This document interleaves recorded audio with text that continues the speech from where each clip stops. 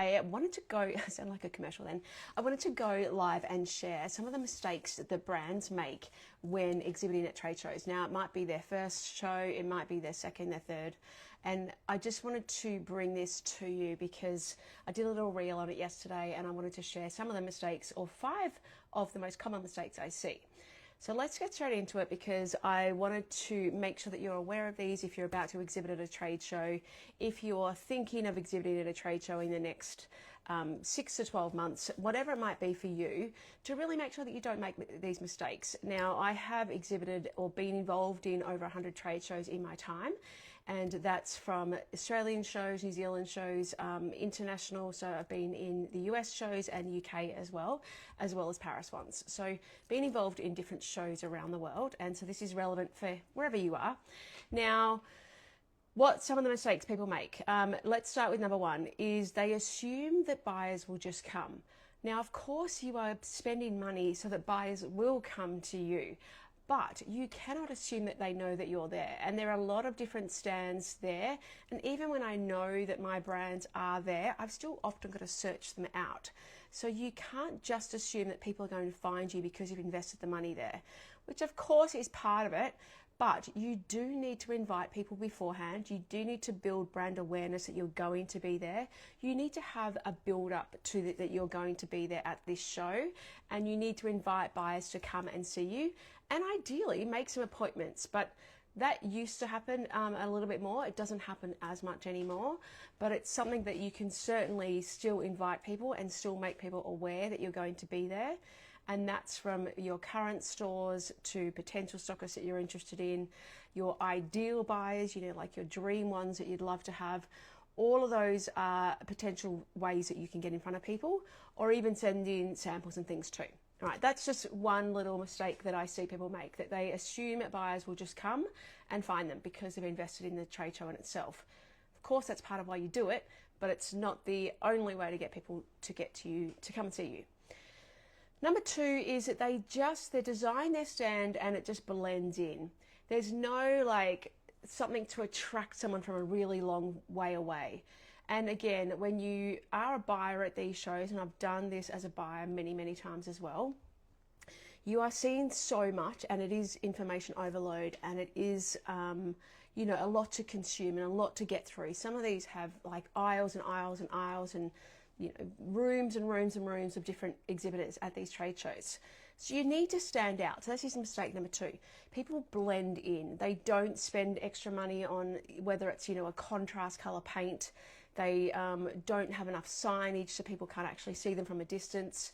There's nothing to attract me there. Like whether you might not necessarily sell plants, for example, but you should have a beautiful display in your stand, if it's relevant to you, of something that's sort of going to attract me. Is it a you know, dry flower arrangement? Is it something else? Like what is some sort of special detail or visual merchandising that you can add to your stand to stand out and so you don't blend in? We want to attract people to you, even if it's maybe not right for them. They come up to you because they're like, what is all this, you know, excitement, or what is something that's going to attract me to them as well? So that's number 2. So we're going through the biggest mistakes you make at trade shows, brands make. Number 3 is you don't bring anything physical to give buyers. So I see this because people, obviously younger generation, you know, I'm getting to that, what is it, Gen X, I am Gen X, but you know, the other generations now, everyone assumes that everyone wants digital, but not all buyers are the same. Not everyone wants to take something physical away with them, but you should have something physical for someone to take away with them if they choose to. Whether that is a postcard, a catalogue, a little sample, a bag, a giveaway bag. Like what can you give them physical to take away? And again, it doesn't have to be a full sample, but you should have something physical for people to take away to remember you by. Clearly you can send them an email, you can scan their badge, all those sort of things, but having something physical they can take away to remember your brand by is super important.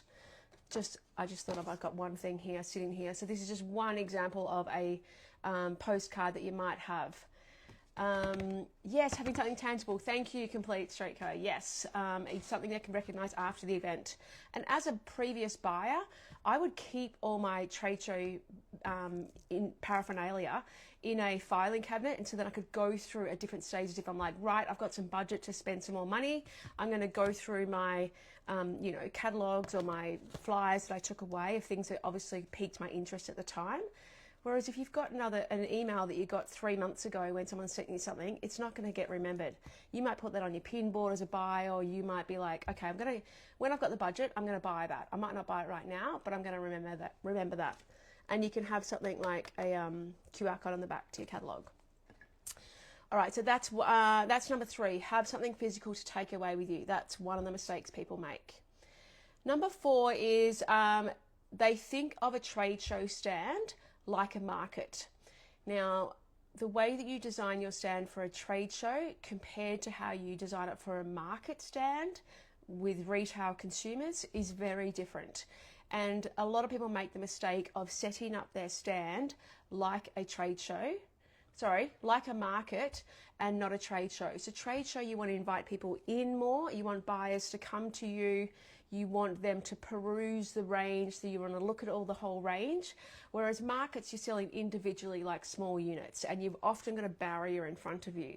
So don't think of your stand the same way you would a market stand compared to a trade show stand. And look, you can still use some of the same items, so whether it's your furniture or your displays or your signage, but the way you set it up should be different. Okay, so that's number 4. So we've been through 4 mistakes that brands make when they're exhibiting at a trade show. Number 5 is they don't consider what conversations they're going to have. And I know this is such a little thing, but I know when I was working with one of the scholarship winners, I am what's it called? A prize. I'm part of the prize when someone wins a scholarship for the Life and Style Scholarship. And part of that is I help them set up their trade show. And one of the things that I think people forget about is how you're actually going to have a conversation when someone comes to your stand with a buyer. What are you going to ask them? Do you think they're going to ask you? What answers do you need to have ready? So having a few things like that, consider the conversations that are going to take place and have answers ready, have responses ready, or have pre-thought out like what conversation starters you can have. And don't ask retailers don't tell retailers, that you're tired from standing up all day when they, as retail buyers, most of the time are retail. That's what they do every day, all day. So they get a bit annoyed when they hear that same thing again and again from the exhibitors. So don't do that. So let's just go through the 5 mistakes and what they are. And the reason I'm sharing this as well is because I've got a 3-part series on Trade Show Bootcamp, because anyone who's about to do a trade show should be coming along to my 3-part series, which I've made it 3 parts. It used to be 1, and I was like, it's just not enough information. We need to do it in 3 different sections. So I've got 3 live sessions coming up starting Thursday. Just comment bootcamp to get access. If you're on live, I might just have to send it to you separately, but just still comment and I can send it to you to get access to it. And it's $29, so it's a small investment, but it's 3 parts live series so that you can get more understanding of what to have ready, what to do before the show, what to do during the show, what to do after the show. As I said, I've been involved in over 100 trade shows, so all those little things that you don't know that you need to know, we're going to cover in the session, as well as really dig deep into all the areas as well. But 5 mistakes that I wanted to bring up today were people assume the buyers will just come. Don't. You have to actually make an effort to invite them and make them aware of where you are, your brand, and there's all different ways we do that, and I'll go through that in the Trade Show Bootcamp. Number 2 is they just blend in. You don't consider the design elements to attract people to your stand in the first place. Number 3 is they don't carry anything physical. We really want to have something tangible to take away with us, so as a buyer. So make sure you have something physical. Number 4 is they think of it like a market stand, not a trade show expo stand. They're quite different the way you should set them up. Number 5 is they don't consider the conversations that are going to take place, what you need to have ready, what you need to have prepared, how to actually engage with buyers, especially if you're an introvert and this is not your forte and sales aren't your thing. Having this information ready is going to make you feel much more calm, confident about the money that you're investing in this trade show. trade shows can be super expensive. We want to make sure that the investment that you're making, you're maximizing it, that you are getting every single possible, potential income from this trade show. And whether you get that on the actual days of the show or you get it afterwards by your follow-up and everything else that you're doing, we want to make sure that you're maximizing the investment of your trade show. So if you want to come along to my 3-day boot camp, just let me know. I'm going to be doing 3 live sessions there from Thursday, the following Tuesday, the following Thursday. And I can't wait to share so much in there. There's so much detail that we're going to get through, and really covering as a brand what you need to do to make sure that you'll have ready, and to help alleviate any stress or anxiety about it too, because you know that you're going to be so prepared, so organized, feel so confident in everything you're doing, and you're really maximizing that investment that you're making in the trade show. So can't wait to share that. And let me know if you've got some other ideas about what the mistakes are, what are some of the big things people do. Comment in the in this replay and let me know. I think I'm going to have another podcast and share like a whole lot more about this as well, because I know it's some of those things that people, as I say, that you didn't realize that you didn't know. So all these things can be really helpful for people who are just starting out in this area and don't even realize I love a trade show and how much fun it can be, but there is a lot of work involved and there's a lot of things to think about behind the scenes. So getting as much ready prior means you're prepped and organized, and you're maximizing, as I said, that investment. All right, got to go. Let me know if you have any questions. I will answer in the replay as well. I can't wait to share and welcome other people into the boot camp. And as I said, 3 days, the day 1's before the show, what to have ready, what to have organized.